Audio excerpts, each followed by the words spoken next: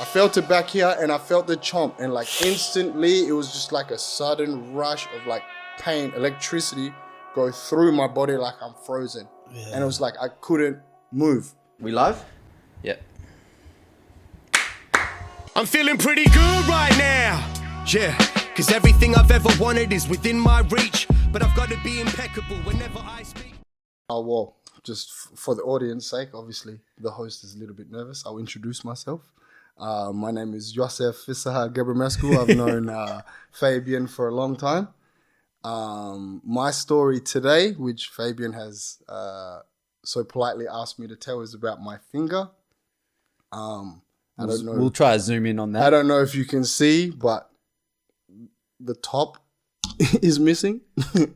I was at a festival and yeah, it was bitten off by another human being. So That's insane, man. And yeah, so this is a story about that and all things around that's happened. And it's like, yeah, it's a bit of a long story, but I think we'll have some fun. Oh, definitely. Like getting your finger bitten off by another human being. Didn't think it was possible before it happened to me, to be honest. Once in a lifetime sort of thing, man. Once in a lifetime, but yeah, hopefully once in a lifetime. So where does this start? Take me back. How long? How far are we going back? So it is February 2011. At the time, I was 22 years old. Good Vibrations Festival. Okay. It's a festival that I remember. Did not continue after that. So I was at the last one.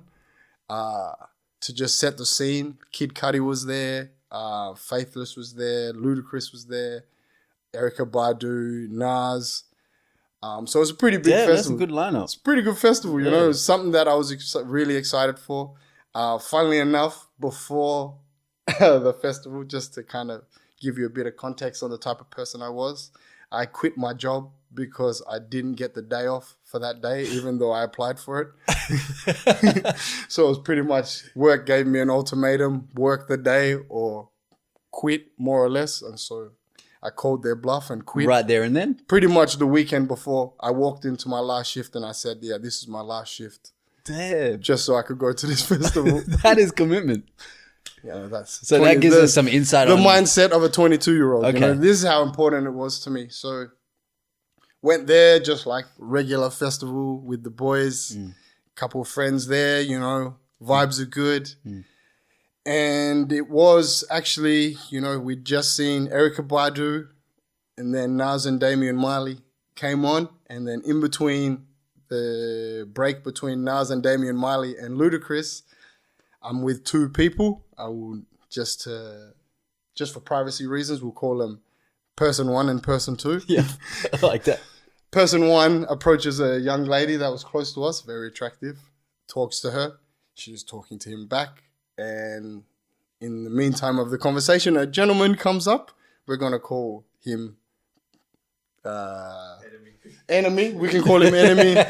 Enemy to progress. Ops. Like, just whatever negative word I use, just know it's about him. I like ops. Ops rocked up and he's like, why are you talking to my girlfriend? Whatever. Person number one's like, hey, she's talking to me. My bad. Whatever. But not when I say my bad, it wasn't in an apologetic sort of way. It's like, it's not my fault sort of way. Okay. So obviously there's a bit of a back and forth, as you know, between two macho men. And the girl gets in between the two of them and it sort of breaks it up. But as she's getting in between the two, the ops, he starts getting really riled up and starts like talking more and saying like, oh, come try something. You wouldn't do it, like whatever, like real acting up. Yeah. Just because the girl's there. And imagine like I've got front row seat to this whole situation. Yeah. Person number one is not really taken to that. It's just like, oh, you're a bitch. You're waiting. You waited till your girlfriend breaks it up for you to talk. Where was this before? Like, you're a bitch. And obviously, man to man, you call somebody that, a reaction is going to happen. Yeah. The reaction was this guy throws his girl out of the way and tackles person number one. Like as in, and we're in the middle of a group of like in a festival. This is like this in the mosh. Is in the festival mosh. Yeah. So like no one's dancing because there's no music, obviously because there's a transition. Yeah. But there's still people around. Boom, he goes to tackle him. Thankfully, person number 1 catches him and fucking gives him a couple. It's on. So I can see this. Yeah. Person number 2 that I'm with has also reacted and come in and gave it to him a couple too. You know? Unfortunately, that's what happens when you enter a situation like this, like whatever your opinion is. These are the sorts of situations that happen when you instigate or, you know, start some sort of situation like He made the first move. Made the first move. Went for the tackle. He went the choice. Yeah, the choice was made, and the consequences are where we're at right now. Okay. Me personally, I've seen this, and I thought, you know, like, Fab, you know me, I'm not really a violent person. Like, I can be emotional, I can be a bit combative, but I'm not violent. They call you Sweetness for a reason. Hey, you said it, not me. But so then I'm thinking Ludacris is about to come on, and Ludacris is one of my favorite artists. And this is 2011. This is Ludacris before he's flying in cars in spaceship with Vin Diesel. So this is when he was a rapper, not an actor. Yeah. So I'm really excited. I'm thinking, okay, if I jump in and punch this guy, 100% we're getting caught. 100% security's coming and we're getting kicked out. So my mindset is like, let me grab this guy, pull him out. If the boys land some, so be it. But at the end of the day, the goal is get out and move quickly before we're kicked out. As I go to grab him, I feel my hand go around his face. And as I touch his face, I feel my finger go into his mouth, like boom, like.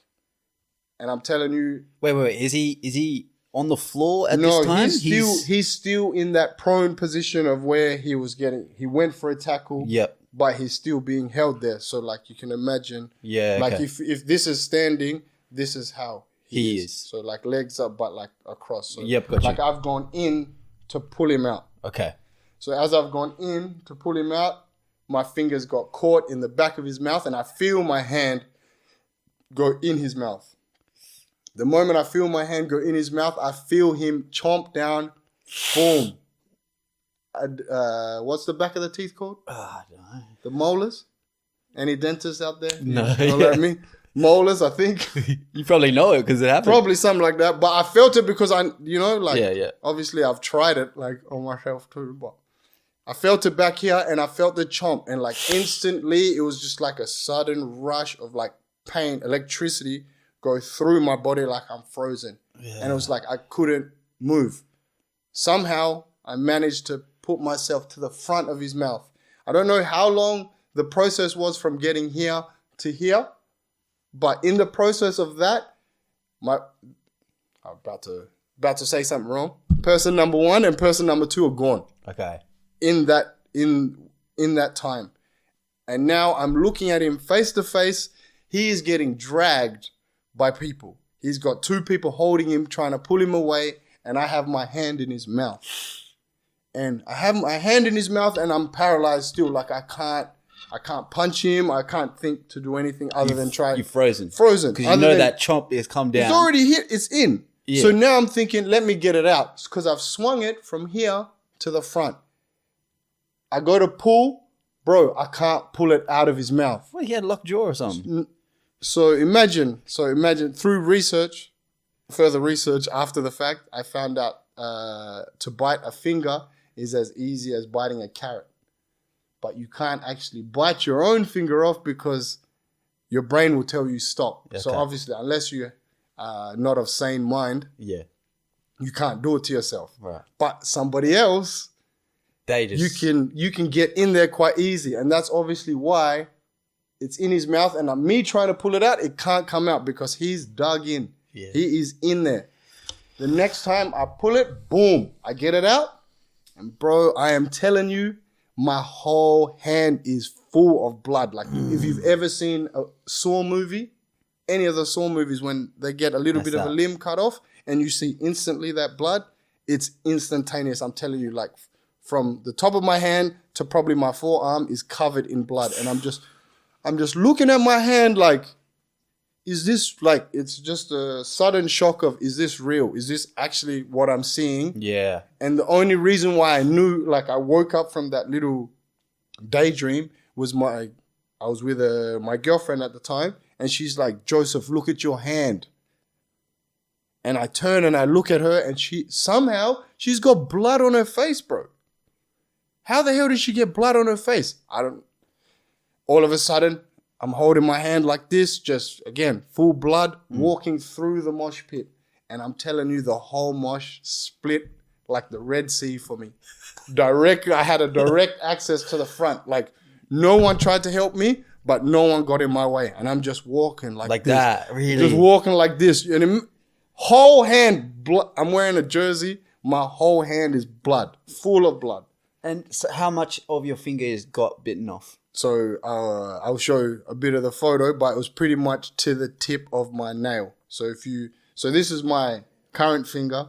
So yeah, sorry to the guys at home. So it was right down to the edge of the nail line. So walking out like that, full blood, get to the front, security guard, he sees me. He's just like, oh, get out. You need to get out now. And I'm like, what? He's like, no. Get out. You need to leave. Like, and I'm leave in a way that's not helpful. Like, he's not saying like get out. Yeah, like leave the festival. So I somehow took a big step off the barricade. Obviously, I can't use my hand. So I somehow managed to get over, and this guy's escorting us out of the venue, out of the Claremont Showgrounds. As he walks out, by the grace of God, his manager's there. And his manager's like, where the hell are you taking him? He's like, I'm kicking him out. He's like, kicking him out? He needs to see a paramedic. Boom. He's walking me out, and shout out to Edith Cowan University. That week I learned about duty of care and the laws around that. So now from shock, it's turned into anger. And now I'm just like, you're losing your job. I know about duty of care. You did not follow what you're supposed to do. As a security guard, you failed me. You wanted me to die. You wanted me to bleed out. You're never going to work again. Never, like whatever. And I'm just making this bigger scene as this manager's like, yeah, all right, mate. Come on, let's walk over here. Let's get over to this side. Are you thinking like... Are you just letting your anger out on him? You're just frustrated. I'm just frustrated. You're letting it out on him. I had no, all the emotion that I had, from that point before, it was just shock. And then once I realized that happened, then I processed my emotions with anger. And that's why I flipped out on this guy. And I just kept regurgitated the same thing. Like, I can hear myself again. Like, I really wasn't making sense. I probably sounded like an idiot, but at the same time, was the first thing I said, to just tell this guy, I'm going to make sure you lose your job. You're never going to work in here again. You're never going to be a security guard. I can imagine. You know what I'm saying? Man, I've seen those anger moments. That's what I'm saying. Fabian, you've been there. And so we go to the back of the stage, to the side of the stage. Can I ask one question quickly? Yeah, got it. Where is your finger at the moment? So at this moment, it's TBA, to be assessed. Okay, we don't know. Okay. So whatever's happened is happened, and now we're just trying to figure out what we're gonna do with all this blood. Okay. So we get to the back area, waiting area, and paramedics come. Mm-hmm. Paramedics come with the green whistle. So the guy comes with the green. Never seen it before. He's just like, because I'm still yelling, like really. Obviously, I've had a couple to drink. Yeah, you know what I'm saying. So heart rate's high already. And what's the pain factor, you reckon? Pain factor right now, I'm telling you, still in shock. Like, still in so much shock that I don't actually feel it. It's just like... So the only time you really felt the harsh pain was that first moment when he when he bit on it. That's when the shock comes through, and it's just like, ultimately, I'm frozen. Yeah. And then when I pulled it, like, pulling it out was a pain, but then seeing my hand is just like... Adrenaline's running. Still, like, I'm... like, I don't know if it's catching on camera. I literally just looked at my hand just like that. Like, yeah. Is that like, am I watching a movie, or is this actually my hand? Like, when am I going to wake up? So then we go to the back. Paramedics gives me the green whistle. Mm-hmm. And he's just like, hey, mate, you need to calm down. You're losing a lot of blood. You have to calm down. And the only way, and trust me, this will calm down. Obviously, usually when people give me green things and tell me they're going to calm down, you tend to accept them. 100%. So in this case, you did. boom, boom, took a couple puffs, and I'm telling you, sky high. Yeah? Like sky high.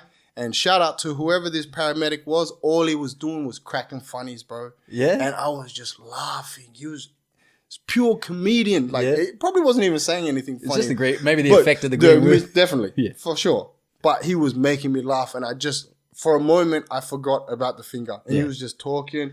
He was just like, one of the jokes that he made, he was just like, he said, "Oh, I guess it's going to be tough to satisfy your girlfriend now." You know, and I was dying like literally hysteric laughing. Yeah. And she's still got blood on her face, like crying. I couldn't understand, like, is this guy crazy? Oh, like, your girl's with you at this time? Yeah, of course she's and with he's me. cracked that joke. He's cracking. Oh, you know no what I'm way. saying? She's right there. She didn't laugh. Yeah, right. She didn't laugh. Well, you two are just having the time of your lives. Time of my life while I'm getting tended to by two other, there's 3 paramedics total. Okay. But what's crazy, so this is the whole situation why it's crazy. Ludacris is performing while this is all happening now, while I'm in the back. And then Ludacris finishes and a cart comes. It's Ludacris, like obviously if you've ever been to a hip hop concert, usually the artist brings girls on stage from the city, like whatever. He pulls up in his little buggy that's going to obviously take him from the stage to wherever he goes. 3 girls that he pulls up on stage, I grew up with them. I've known them since I was like 5, 6 years old. No. They pull up, they tell the driver, stop. They come out, they see me, and there's this thing in our culture called a hazan. Like, it's really hard to explain and understand, but it is when somebody passes away, people go to the family house and they grieve. But like, the grieving is not like a simple just tear. It's like every inch of your body and your soul goes into this tear. So it's like hysterical crying. Right. You know what I'm saying? What do they call it? It's called a hazan. Hazan. Yeah, hazan with an N. Okay. But yeah. So it's something that you have to see to sort of understand. Okay. But in this moment, these 3 girls came out, saw me, recognized who I was, and started screaming. When I told you screaming, like crying, like, "Oh my God, Joseph, I can't believe it." Crying to the point where one sitting with me trying to like talk to me with tears flowing through her eyes, and the other 2 are so hysterical that the paramedics have now left me to go tend to them because they think that there's something wrong with them because they're going that insane. Whoa. You know what I mean? Yeah. But then I look down and I see there's a puddle of blood by me. Like, in the only way I can describe it is if you got mop water with like the whatever you got in there and you pour it on the ground and you can clearly see the water when it's on the ground because it's got whatever, the detergent or whatever. Yeah. Think about the size of that. That's how big of a puddle of blood I had next to me. Damn. So that's what they saw. And of course they're going to go crazy. They don't know what happened, but they just see me, 3 paramedics and all this blood on the ground. And then the paramedics are trying to tell them, he's okay. It's not going to be life-threatening, whatever. Eventually they calm down. But guess what? The whole time, Ludacris and his boys waiting on the cart for these girls to finish crying.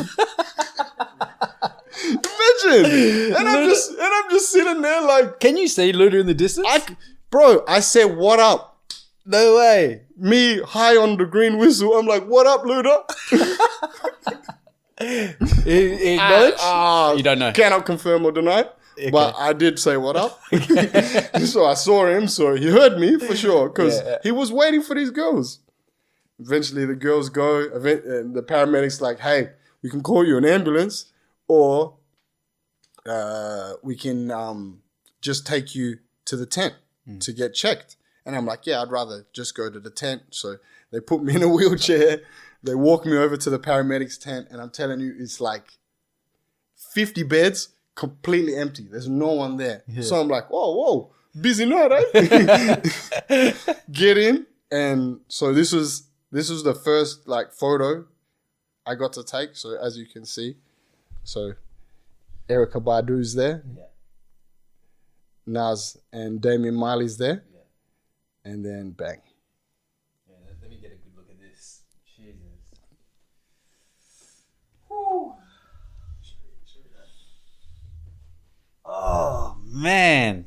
And for people listening, we'll edit in the photo. That's what I'm saying. That's a chunk, man. That's when you realize it's real. As much as it That's a chunk. That's a good chunk. He got... But then, you know, at the end of the day, look at your boy just surviving. That's it. You look like... Why do you look so happy? Bro, the green whistle's crazy. Look, hey, that's what I'm saying. Look how happy I am. Damn. Bro. Man. And then, so like, you look, but then that's how much blood. Like every 10 seconds, they needed new wipes. Man, he cleaned it right off. And the thing was, it's like he hit a nerve too. So whenever they put the whatever to stop the bleeding, it was only just temporary. They just put it on, take it off, put it on, take it off, because it ran out real quick because of how much blood. Yeah. But then you could see just off the top right here, from my heartbeat, you could go tss, tss, tss, get out. Tss. And of course, like I'm drugged up at this point. I'm just like, whoa. And I'm looking at it and I'm like trying to slow my heart rate down. It's like,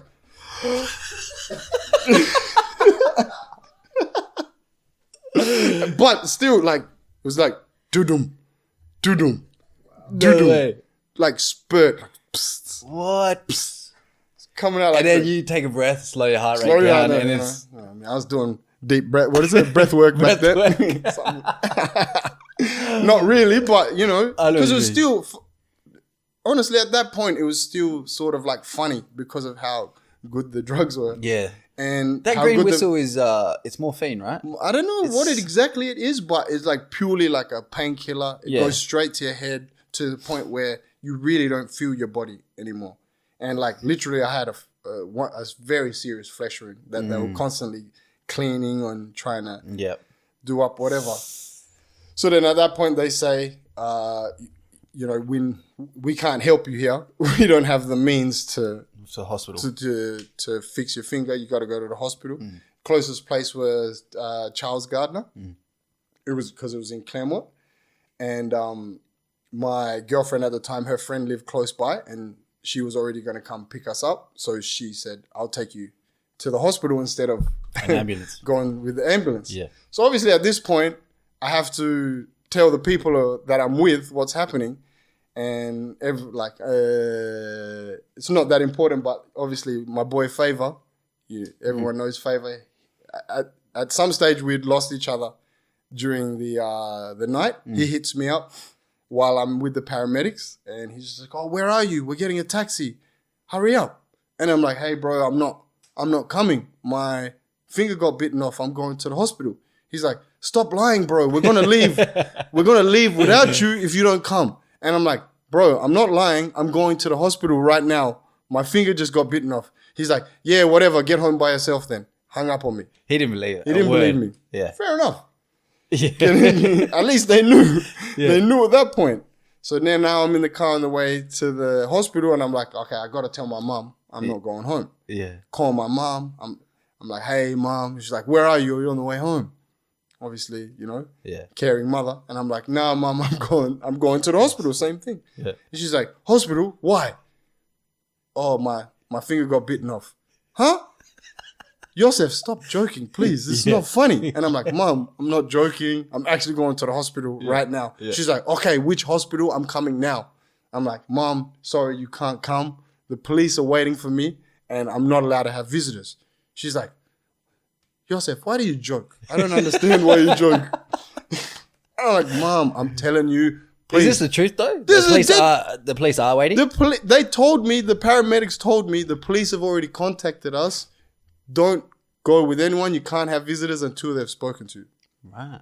Obviously, it ends up being a criminal case, so maybe that's got to do with it. Right. But at the same time, it's hard for a mother to believe this. Yeah, yeah. So we pull up, and as they said, cops are waiting for us.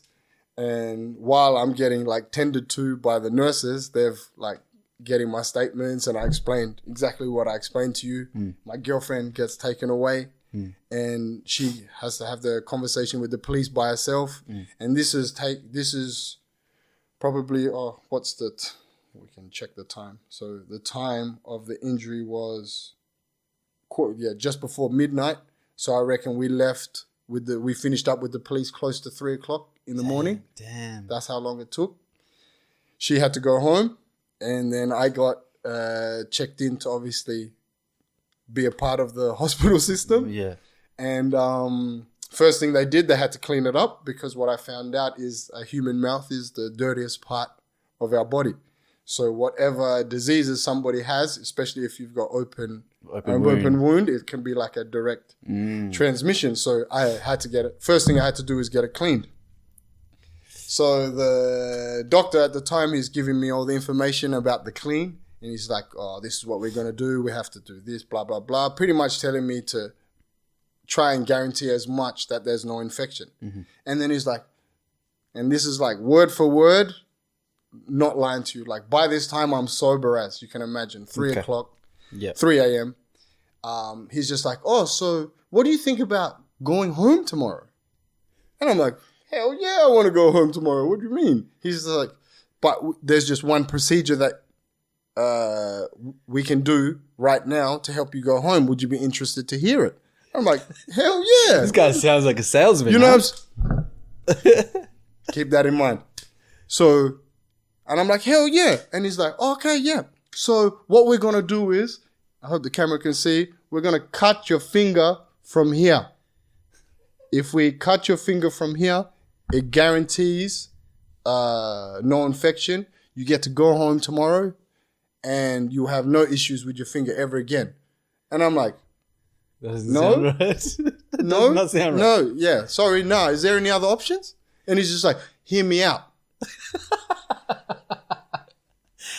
And imagine I'm laying on a bed, my finger's up like this. This guy's telling me, hear me out, to chop my finger off. And he's trying to convince you. And he's like, mate, a lot of people live perfectly good lives with less, and it's something that you won't even notice after a few months. And I'm like, no, I need another option. There has to be another option. He's like, okay, well, the other option is to get a piece of flesh from maybe your hip or your somewhere else, whatever, put it on the top of the finger, and then have my finger like this for like 6 months. Yeah. Where using the other finger, it regenerates or something like that. It promotes the regrowth or whatever. And I'm like, nah, I don't want to do that. What's the other option? And he's like, the other option is we slice up your finger zigzag, like all the way down, like 1, 2, 3, 4. Yeah. Open it up, push the flesh up, pin it at the top, and then that's the most painful, but that's also the best for feeling in the future. And I'm like, yeah, I want that one. And he's like, are you sure? It's really difficult and one of the hardest rehabs you can do. And I'm like, yeah, no, I want that one. No way. What I later on found out is obviously by choosing that one, now I need a specialist surgeon, which now means I have to spend a week in hospital for a finger to wait for him. So when you say salesman, homeboy wanted the surgery on his shift. Right. What you later on find out. Now you have to get a specialist. Now he doesn't get the paycheck for my surgery. So that's why he's trying to sell me to cut my finger off and tell me, oh, it's all good, man. You can live like this. Imagine. What am I going to do with a hand like this? Yeah.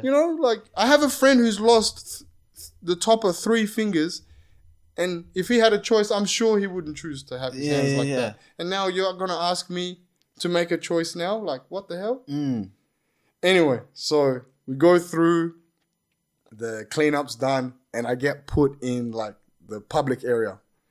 And when I mean public area, obviously coming in late at night, they don't have anything set up for you. So you're just put in with the rest of the people that probably rocked up at some stage during this weekend. Yeah. And when I tell you it's bed, blanket, curtain,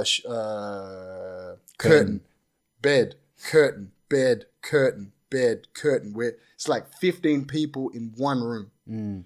One dude, again, I promise you I'm not lying, non-stop farting, bro. Like, and when I say farting, I'm talking the most violent farts you've ever heard. Like, wake up your whole house fart. Yeah. At the same time, there's a lady moaning, oh, how? And it's just like on, and I'm just like, wow. This is a nightmare. Do I have to stay here? And I'm like, man, I should have chopped my finger off. Let me go home. Somehow, eventually, I'm so tired, I go to sleep. Because what time is this? This is like 4 a.m., 5 a.m. You know what I'm saying? This is late now. I go to sleep.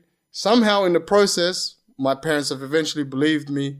My brothers have found out. My dad's called the hospital, and at that time I've been as a under 25. Shout out. I'm on the private healthcare plan of the family. So I woke up in my own room. I woke up in my own room with a window of a view. It was a car park, but it was a view. Yeah, right. And a TV. Damn. Personal room. And I woke up, my mum's there. You go to sleep in the public waiting room. Yeah, in the waiting room. And then wake up in your own. In my own suite. As much of a suite as you get. And then your family around. My mum's there, my girlfriend's there. Straight away, I woke up to them both there. My mum's like looking at me. She's like, what are you doing? How does this happen? Yeah. And like I explained to her everything that happened. And she's just like, nah, this is why I don't like you going to these places, whatever. Yeah. But that mum lecture. Of course. But I'm sitting there like, I wish you knew. Anyway, so I'm there for 6 days for my finger. And every day a nurse has to come every hour to clean it. And when I'm telling you cleaning it, it's like obviously a straight flesh wound. And this is what it looked like the next day. What? So this is post. Wow. So that's what I woke up to the next morning after the clean. So they covered it. How often do they clean it? Every hour. Every hour they come and clean it. Wow. First day, every hour. Second day, every 2 hours. What sort of cleaning, like? Like as in, like dip it in antiseptic or whatever. Is that burn? Like, bro, like, have you ever put Dettol on anything? Yeah. But imagine my obviously. whole finger's exposed. So this is... And then you're not getting the green whistle? No. Shout out. No painkillers after that, babe. You just went, yeah. You know what I mean? Tough guy. But, you know, it was kind of like... I don't want to say it was bearable, but it got to the point where the pain never went over a certain level. Threshold. You know what I'm saying? Yeah, it was you always hit that the same. threshold It was and always it's the same. I knew it was coming. Yeah, it was just yeah. like, you have to put it in this water, but the water's like whatever thing that they use to clean a wound. And it's just like, the first time the nurse came in, there was like 15 people in my room that came during that morning. And she's like, okay, everyone's got to leave. I need to clean his finger. And then shout out to Uneo. Uneo's like, oh, are we allowed to stay? And the nurse is like, oh, no, I don't think your brother would like that. And I'm like, oh, no. If they're allowed to, they can. Yeah. And that was the first time that I got to see my finger post-surgery, and that was that photo. Right. To see it like that. But then obviously then having to dip it in to the cleaning agent, and so that's like low key what the other side of it looked like. Oh, that would burn, man. That cleaning Imagine would be. That's what I had to put in. Whatever the hospital grade Dettol is, I don't know how to explain. So the cleaning, is that like torture? Like, were you? Yeah, it felt like it for like 15, 20 seconds. It's just like you just put your hand in there and you grimace, you hold it as much as you can. Damn. But again, you know, You built up the tolerance. you built up the tolerance. Thankfully, you Mentally, know, like, you were there. Yeah, Yeah, mentally, I was already there, and it's obviously got to a point where, what am I gonna do? I can cry every single time, or I can just be like, it's gonna happen anyway. So we get into fast forward 5 days. On the 6th day, the surgeon finally comes, and he's just like, "All right, are you excited?" On the 6th day? It sounds like a biblical story. I mean, And on the 7th day, on you the rest? 7th day, funnily enough, on the 7th day, I went home. So rest could be right. Yeah, 100%. So anyway, Yeah. we get in there. Surgeon brings me the contract or like acknowledgement, terms and conditions, and he's just like, "This is what we're gonna do, whatever." Super cool, super chill guy. And thankfully, I wake up and he hasn't sliced my finger up. He's just he's managed to push the flesh up and pin it at the top. Okay. And so at that point, they allowed me to leave the hospital, but I had to go to one of the outside nurses, like that can either they can come to your house or you can go to them. And I had to do that every day for 2 weeks post leaving the hospital. And so this is what the end result of surgery was. It looks like nothing's changed. Can you see? There's now a little pocket for my nail. And it's like, so look, that's what it looked like. Yeah. And then you see how there's flesh now? Yeah, okay. I see it. Yeah. I got you. So that's what it looked like. That's so post-surgery. Post-surgery. So they've pushed it up. They've allowed a little pocket for the nail because there's, like I said, there's the tiniest nail bed. And this is why it was a specialist, because he's managed to save the nail bed. Instead of like closing it up, he's opened it up. Ah, okay. And then if you want Dill, you can just so that's scroll to the allowed next photo, and then you see. That's allowed your nail to grow. That's allowed my nail to grow. That's and obviously, crazy. instead of just having a flap over the top, which where unfortunately, I have a friend who's lost his nail because was the only way they got to keep it. Wow! Look at that. Wow! Whoa, that's hectic. And then if you zoom in close, you can see the. I don't think I want to, man. Yeah, okay. You can see how they've pinned it up at the top there and how it's starting to grow back. Wow.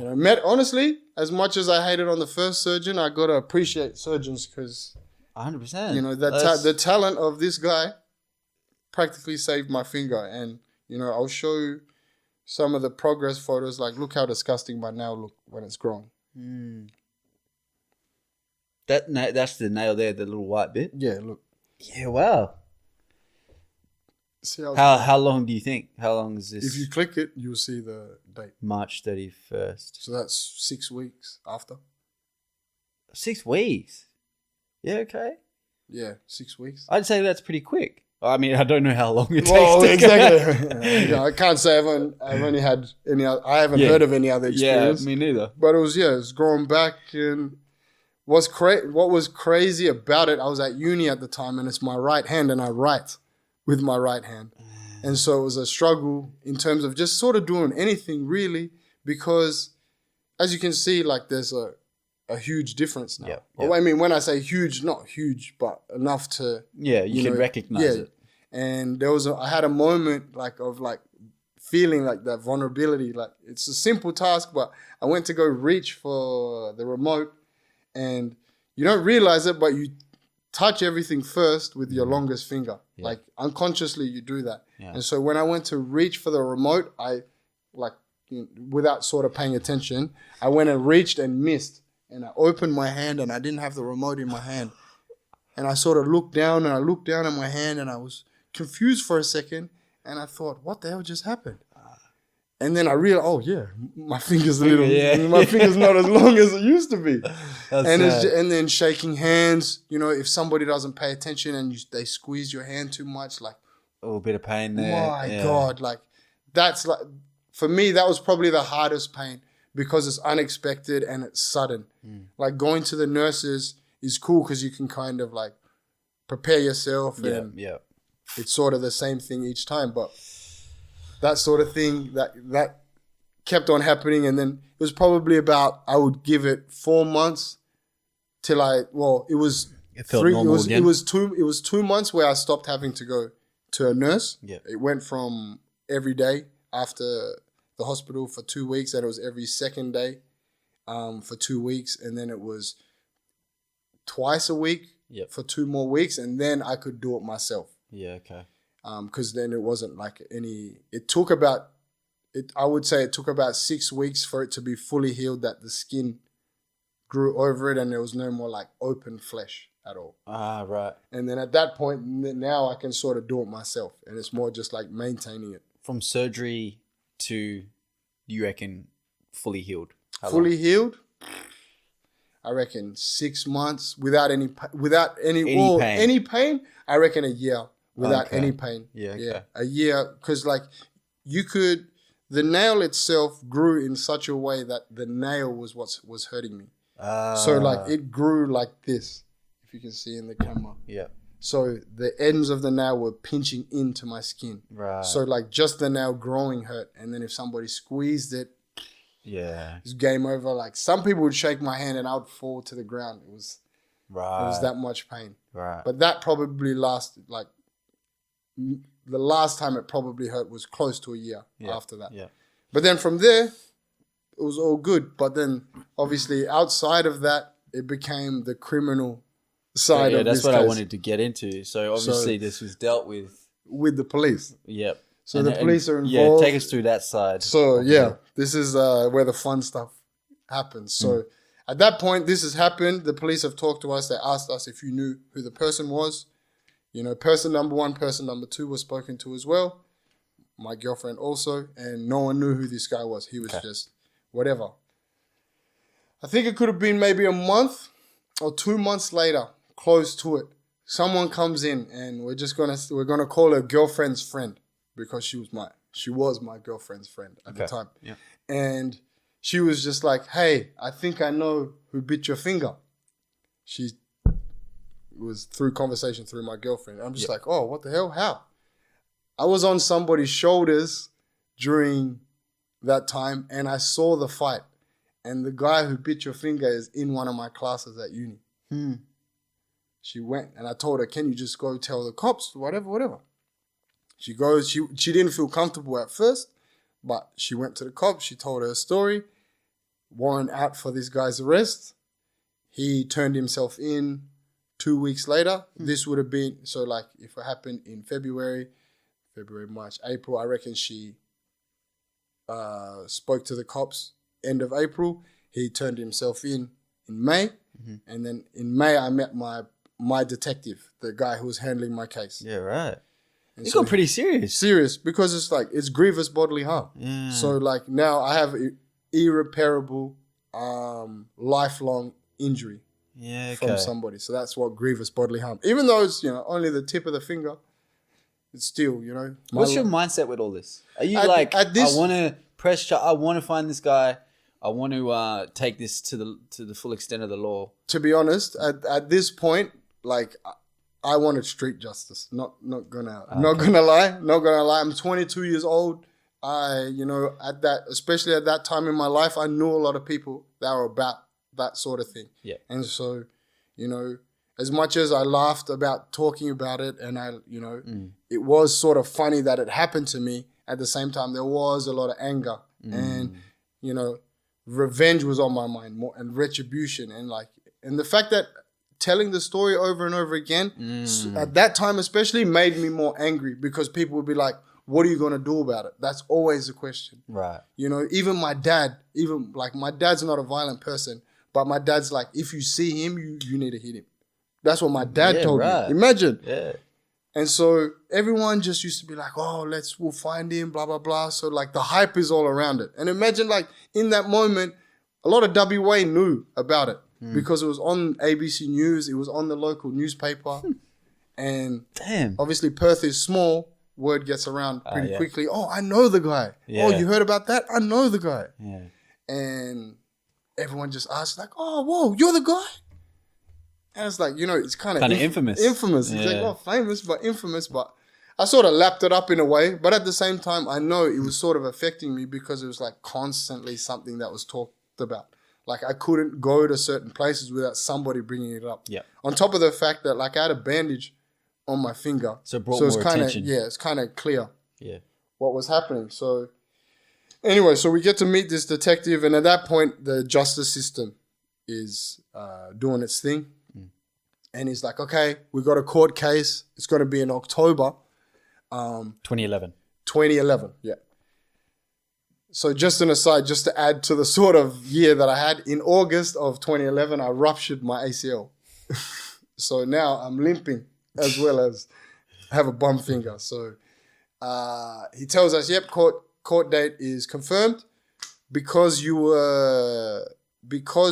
and your girlfriend's statements was taken under duress on the night, and it was incorrect for the police officers to take your statements in that moment. You have an opportunity to come back and reread your statements and just confirm everything, blah, blah, blah." I read it, confirmed it, girlfriend at the time read it. She confirmed her statements. All good. We're going into court. And imagine this is the first time I'm seeing this guy since the day. No way. We walk into court. He's sitting there, and straight away, like you can't even imagine the blood in my body goes straight to my head. Like, am I jumping over this table, and punching this guy? That's what you like. Felt That's like. how I felt like. But obviously, my mum, and my dad's there, my little brother, my sister's there. Like, it's a family. Like, this is a big thing. Yeah. So we sit down, and the court case is like, the police are representing me. He has a lawyer. It's real weird to be in a courtroom like that. It's like what you see in the movies. Exactly what you see in the movies. Exactly what you see in the movies. And yeah, so he comes on and he doesn't even speak. He uses his video confession from when he went and saw the police. So in his video confession, he goes on to say that in the moment he was getting mobbed by 3 6'5" black guys. Verbatim, that's what he said. And imagine I'm the tallest and I'm not even 6 foot. So already there's something funny going on there. He says, I was defending myself and I was scared for my life. That's why I bit his finger off. That was his statement. Yep. Boom.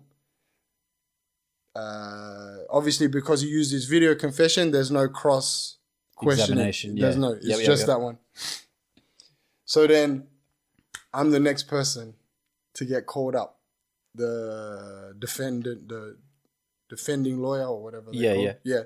He calls me up to the stage, and I'm telling you, if you're talking movies, I was the perfect actor that day. Oh my god! All those movies. Every movie you've ever seen, that was me, bro. Yeah. Oh my god! I turned into Denzel.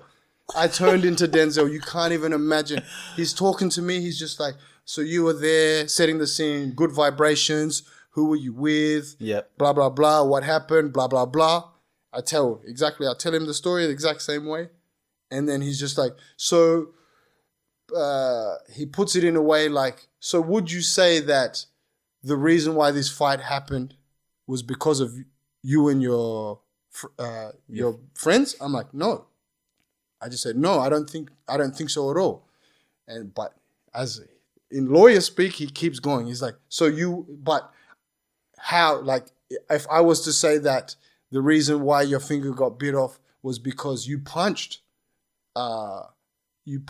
the defendant or whatever. And I'm like, no, that's not what I believe at all. He's like, and then he was on the lines like, would you say that your anger caused you to interject into the situation and thus cause the finger situation to happen? Yeah. And in that moment, bro, I exploded. I turned into everything you've ever seen in a movie of somebody in the courtroom going crazy. I'm just like, man, you're trying to say that it was my fault that this dog bit my finger off? This is an animal. It's all his fault. Blah, blah, blah.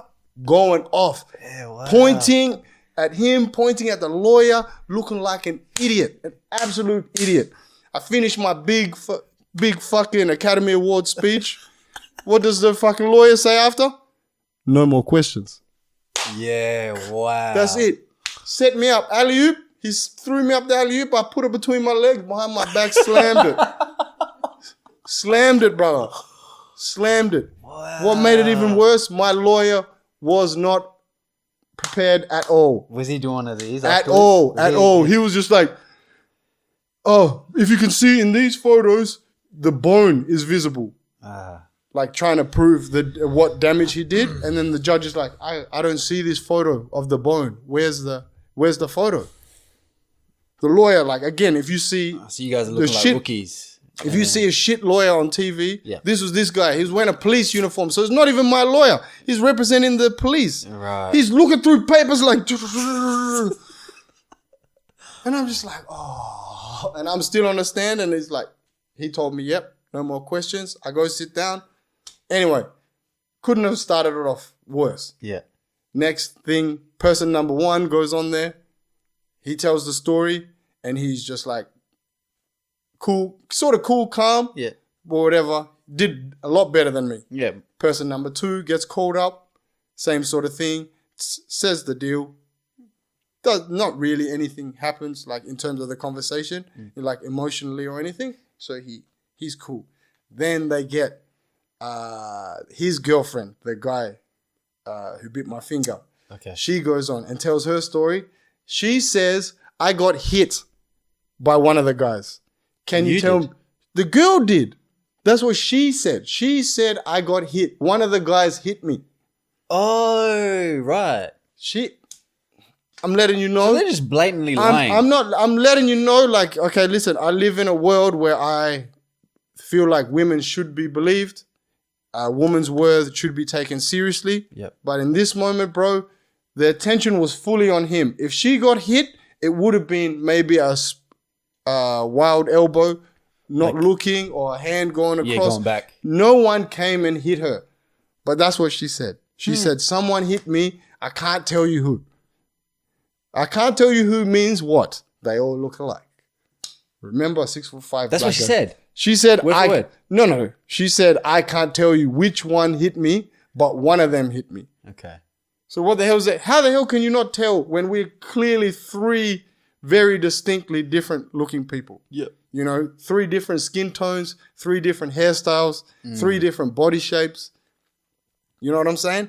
But apparently 6'5" though. Apparently 6'5" too. So I don't know what sort of goggles she was wearing that day, but at the end of the day, that's what she said, and she put that on the stand, and that's in the courtroom. Okay. Boom. She says that.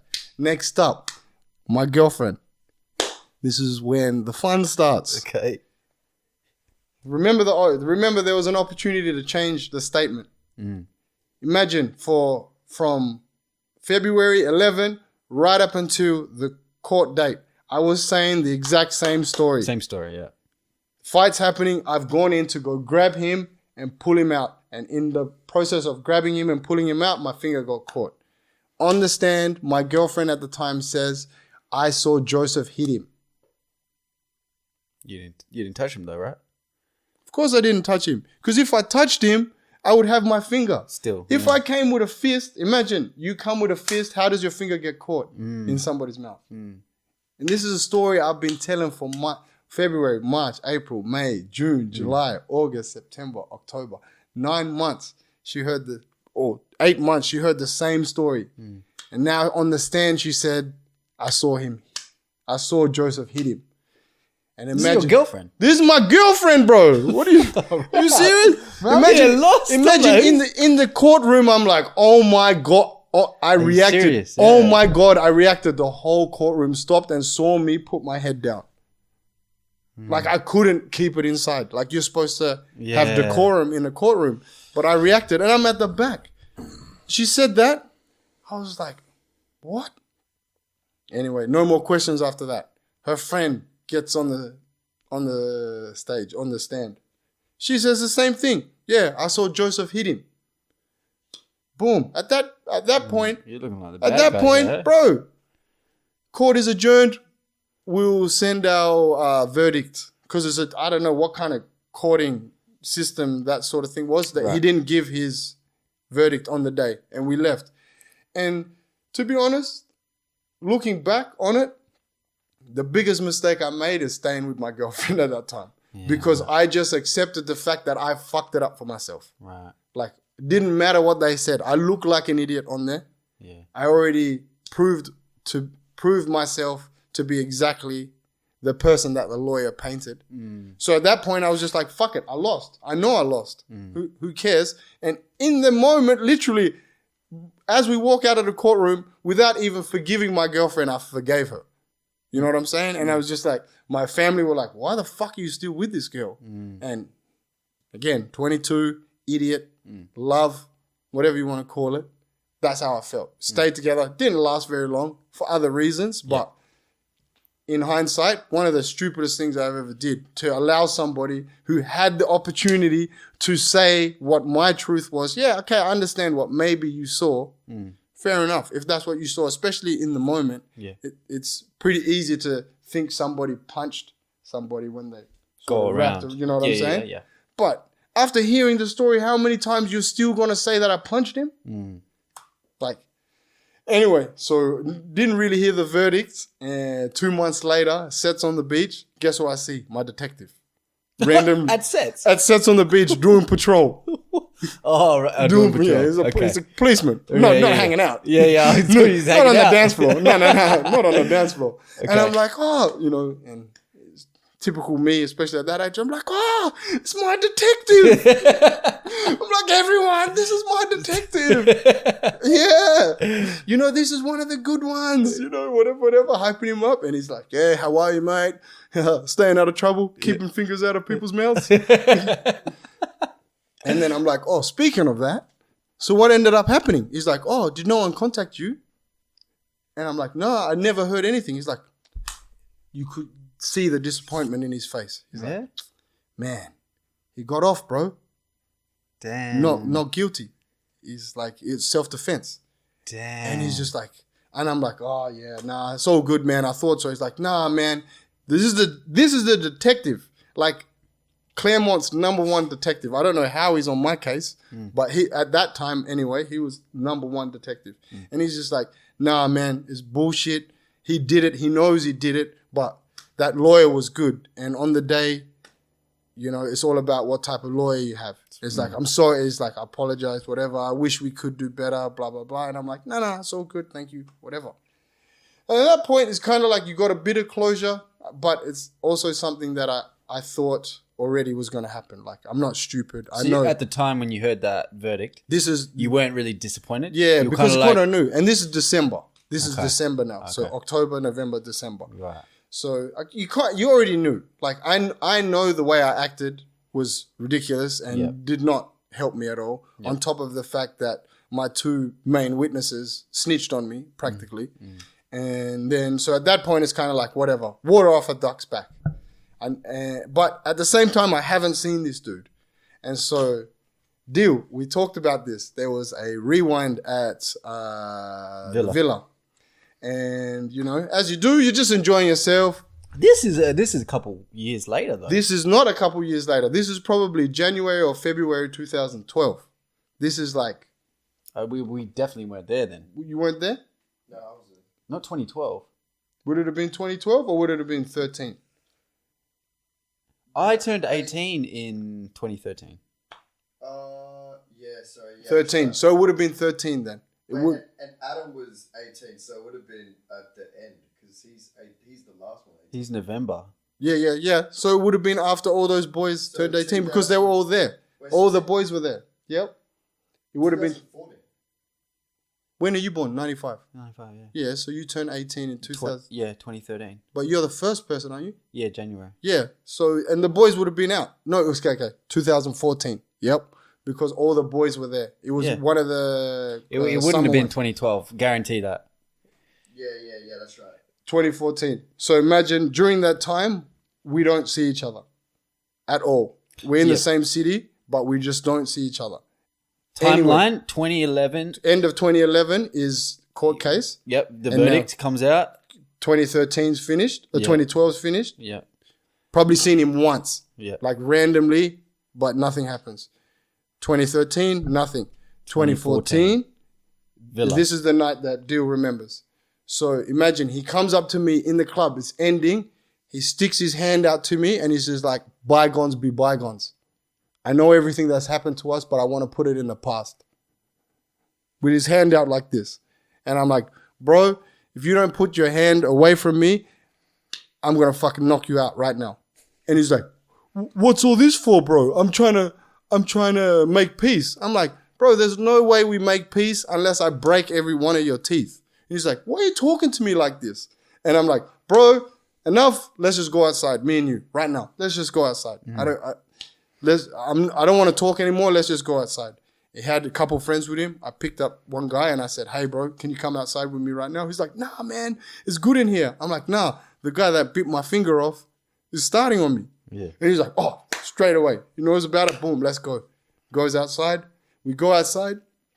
What does this guy do? He runs straight into a big group of friends, like 15 of them. I pull up and I'm just like, where are you running to? Come on, like, where are you going? His friend's like, bro, what's your problem? Why are you starting on him? Whatever. I was like, has this guy told you what he did? he sees me talking to his friend. He puts his head down. And I'm like, do you know what he did? Do you want me to tell you what he did? And he's like, yeah, okay. Tell me what he did. And I'm like, look at my hand, bro. Did you see that? Yeah. And again, I'm doing this to him. Yeah. He's like, yeah, what happened? Your mate bit my finger off. And now he's trying to tell me bygones be bygones. The audacity. Like, the audacity, right? And then he's just like, yeah, that's fucked up, man. That's fucked up. Yeah, but they're still my mate. So, yeah, whatever. If you got a problem with him, you got a problem with me. Yeah. And I'm like, all right, then let's do that then. If you're going to defend him for that, where we going? Yeah. At this stage, word has got around, Joseph's in a fight. So the boys start coming out. And now it's big group in front of Villa, and you can imagine the Villa set up. It's on the road. Yeah. So we're just like, no. Let's walk away. My brother takes me away. Then he sees their group of people go to Macca's, and this is when what Deal remembers. We walk into Macca's. He's right at the front. My brother goes up to him and says, admit to your friends what you did. Admit it now. Tell them what you did. And he's just like putting his head down. He's not doing it. And my brother's like pressing him. Do it. Say it. Tell him. Be a man. If you want to be tough, be a man now. Be a man. Like pressing him. As Deal remembers, big married. Like when we say 6'5", this guy was 6'7", 6'8", muscles on muscles. Takes his shirt off. He's like, oh yeah. He was waiting for that opportunity, right? You boys want to mob? Try to mob me then. I'm like, bro, we're not trying to mob anyone. We're not, and this is at the entrance. Imagine you walk in at Macca's, this is at the entrance. Yeah. So like there's minimal space and this guy's really pressing us now. This guy took the scene. He took the floor. Like it was silence after this when this guy took You remember him without a shirt on, most beautiful body. You know, like when you know what I'm saying? I mean, there was a lot of boys there. This guy was the alpha. Threat. He was alpha. He was the alpha of the room. Everyone, if he speaks, everyone listens. Is he connected to the guy that? Not at all. No, so not at all. Just a complete random that just sees two black guys harassing another dude. Yeah. Right. So that's why he thinks automatically we're mobbing him. So he comes in and he's pressing us, and then now my brother's talking to him, having a proper conversation. Yeah. And now I've got the group of 15 friends watching me, trying to waiting for me to do something, and I'm still saying to this dude, tell him what happened, bro. Why are you being ashamed? Why? Obviously not making it any better. Yeah. But at the same time, I know how you're feeling at this time. It is what it is, right? Yeah, it is what it is. And so all of a sudden, the same group of friends that were at the front of Villa made it into McDonald's, and now it's push. Now it's 6-7 people pushing each other. Right. I see a chair get thrown. Did you see that? Or you gone by this time? No, this is all blurry. Yeah, I see a chair get thrown from the back, and I'm just like, nope, this is not for me. Let's get out. I grab my brother. It's like, this is above us now. Is it just you two? It's just me and Yunao at this point, my brother Yunao. But then boys have come. Yeah, okay. And all of a sudden, because now it's not about me anymore. It's just about drunk people fighting. You know what I'm saying? Yeah. It's just because this big dude's not involved. These 15 people, what they know, I don't know. Who they are, I don't know. Yeah. I'm just like, let's get out. So we left. So it would have been, that's 2014, and that's probably the biggest situation that we had in terms of interactions with each other. Yeah. Other times from there, we see each other around, and he pretty much just puts his head down. We avoid each other. Right. And what's crazy is we have a lot of mutual friends. So I always was seeing him at the same sort of spots a lot of the time. Right. And then, funnily enough, Deal was there for one moment. You were there for another.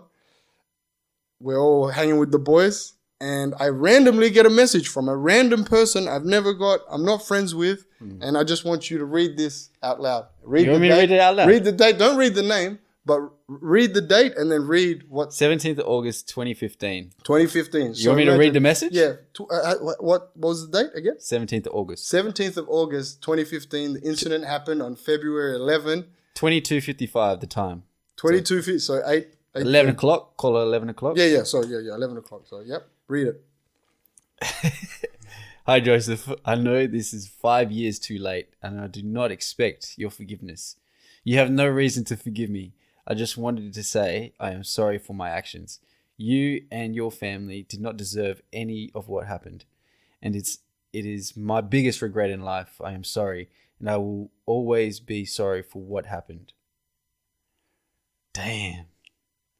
That would have been playing on his conscience for a long time. Bro, imagine you reading that even now just gets my heart pumping, bro. Yeah. Because like I remember reading it and I'm just like, am I dreaming?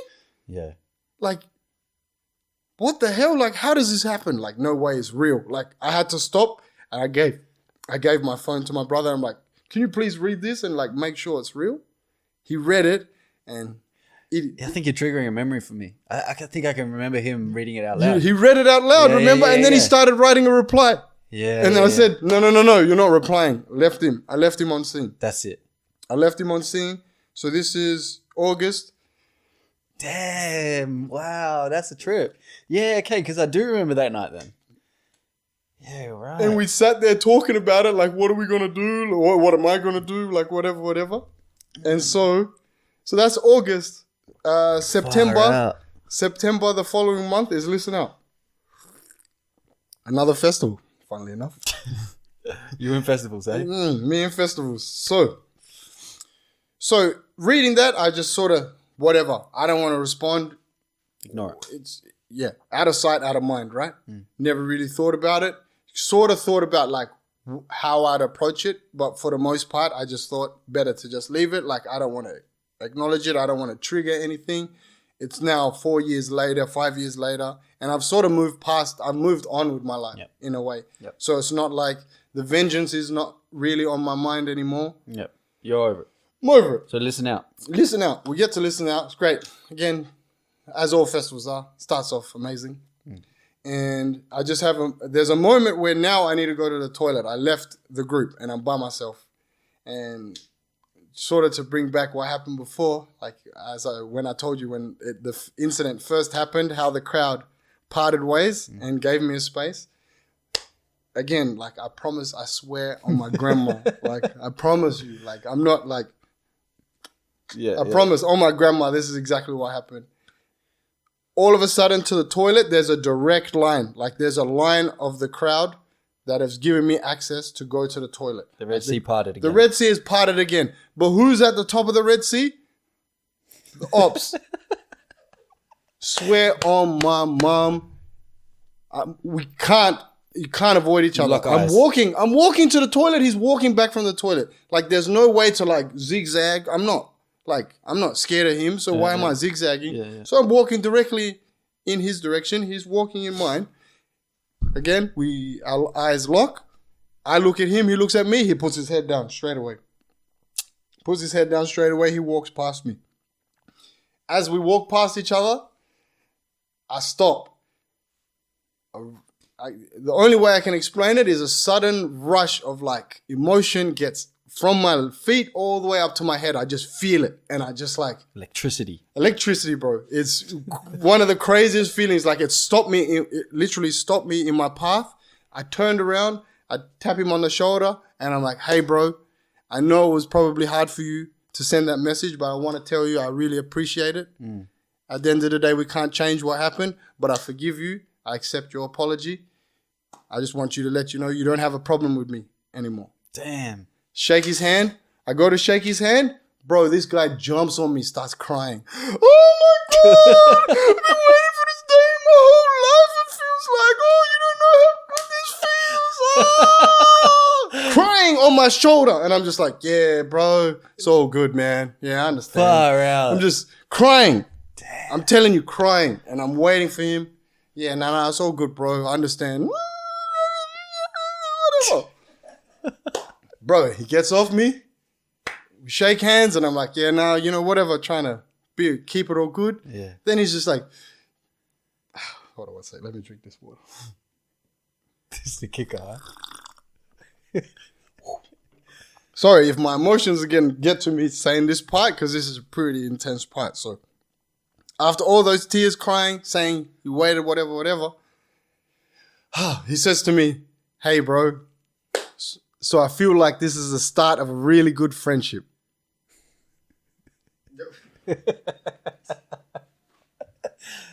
Bro, I'm straight up. I'm like, bro, look at my fucking finger. Again, I gotta move this, bro. Yeah. Sorry. I'm like, look at my fucking finger. And I'm going like this, straight to his face. I'm like, look at it. Dead serious. He puts his head down. I'm like, nah, fucking look at it, bro. Look at this finger. You've lived with regret for the last 5 years. I fucking remembered you every day for the last 5 years. I'm reminded every day. Pointing, like imagine that? Like this. Yeah. Imagine. I'm reminded of you every fucking day. I'm reminded of what you did. I'm reminded of how you lied. I'm reminded of how many times you disrespected me, acting like you did nothing wrong. So if you're going to ask me, can we be fucking friends? Hell fucking no, we can't be friends.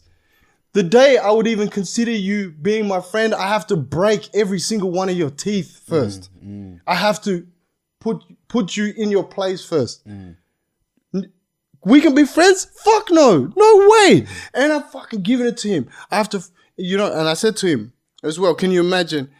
I said, you fucking went on the stand and said you were scared for your life when we both know you were getting dragged away. You had an opportunity to stop biting my finger, but you didn't stop.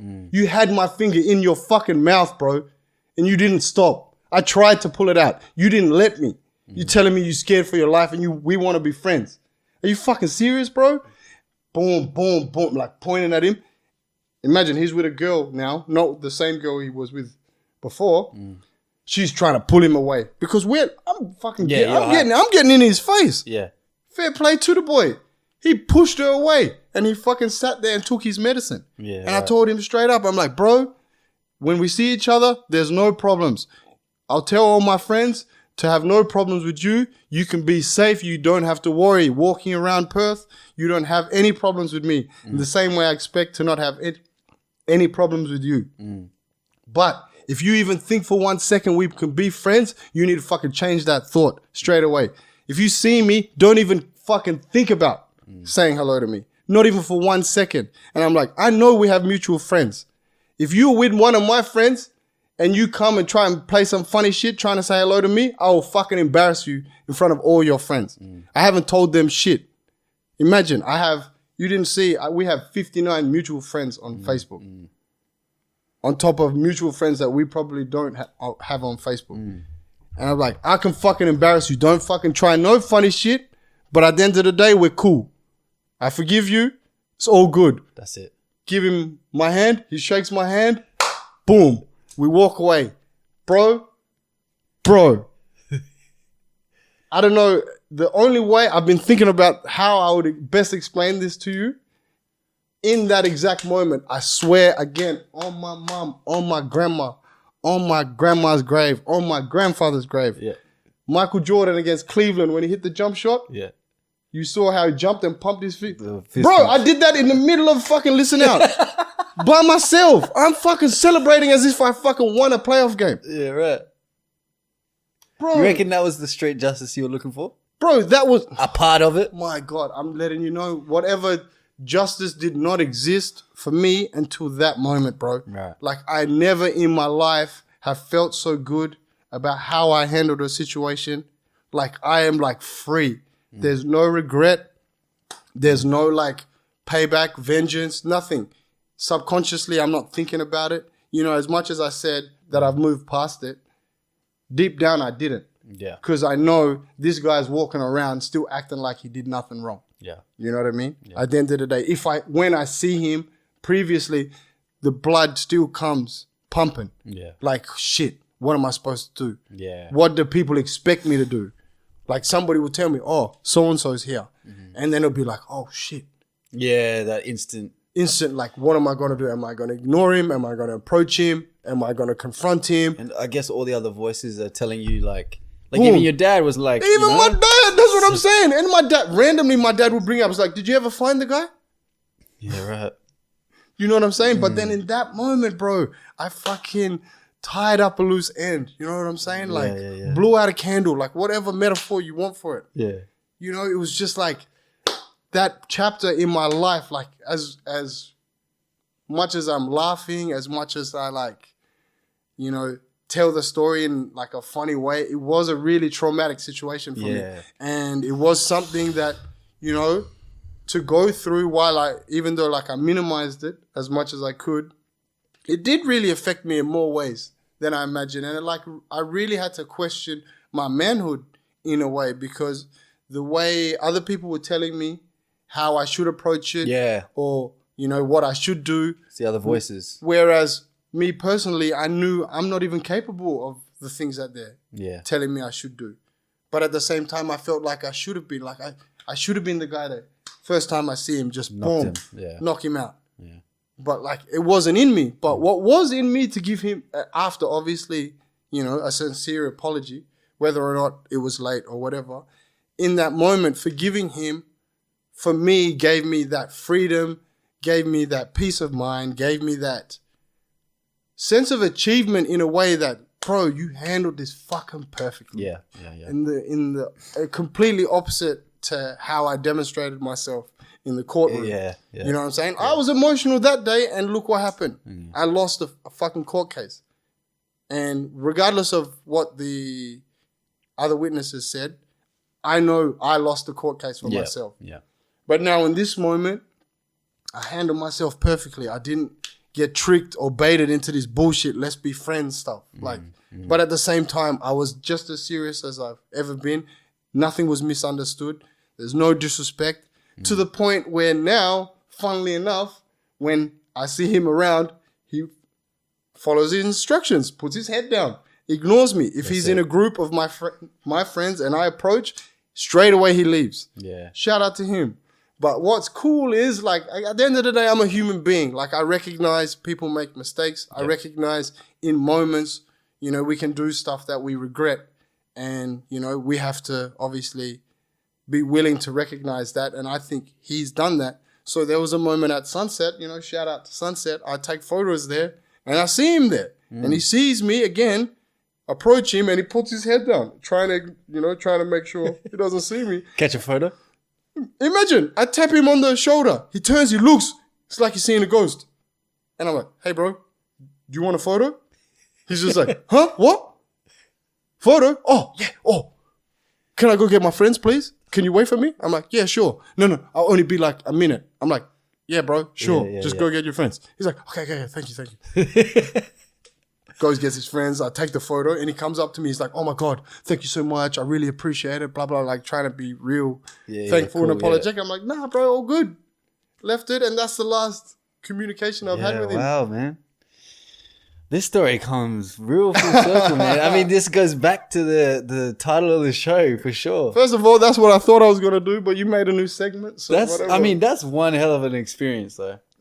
Honestly. Both episodes, even the last one, it was experience, but that turned into moral of the story. You know what I'm saying? And I think what's good about what you're doing now with these experiences is that tying in to your regular sort of theme. And at the end of the day, for me, the more and more I thought about it, it's like the more and more like that moment has affected me so much going on in my life. It's because, you know, previous to that, like I'm somebody who's like emotions on his sleeve. At moments I've let my emotions get the best of me, but maybe there's moments where you channeled it to the best. You know what I'm saying? But that was proof for me that I am in control. Yeah. You know, as much as like whatever I felt prior to that, in that moment, going through that entire traumatic episode, 5 years or whatever, I literally was able to give it a start and an end date. And it ended that day at Listen Out. And, you know, on the buzzer, you know, I fucking pumped my fist. Oh, my God. Like, I smiled so much just seeing myself jumping up. Like, I don't care that everyone probably thought I was crazy. Like, I went into the urinal and I was punching the urinal. That's how happy I was. I was like, boom, boom, boom. I get a knock on the urinal like, hey, man, are you okay in there? And I'm like, yeah, no, I'm fine. Because the urinal was shaking. Like, I was like, yeah. You know, I was so happy. Like, I can't even explain to you how happy I was. And, like, for me... You know what I picture? Hey? You know what I picture? The end of Pursuit of Happiness. Where he walks out the office. Bro, got the paint. exactly. That's you, hey? That's exactly the moment when you feel like everything in your life came to this one moment, and you just everything you prepared yourself for, like all the self-talk, all the fucking self-criticism, like, oh man, I wish I handled this better. Oh fuck, I should have said this. Yeah. Oh, I shouldn't have said that. Bro, I told this guy exactly how I felt. No misunderstandings, no mix of words. Yeah. Boom, flat, clean. Yeah. The cleanest of endings that, like, to the point now I tell the story, it feels fucking fake. Like, that's how, and I lived it, bro. And I lived, like, every fucking minute. Like, you can't imagine seeing somebody and automatically he triggers you. Just looking at him. Those emotions come. Bro, straight away. And you can't, as much as you want to, whether or not you control it, it's still inside. Like, there was moments where I saw him and, bro, I'd start shaking. Yeah. Like, what am I supposed to do? Yeah. Now when I see him, bro, I fucking laugh. I laugh so hard. Like, man, you had control of my life and I didn't even know it, you know? That's insane, man. But now, hey, what up? Full circle, bro. Hey, see me?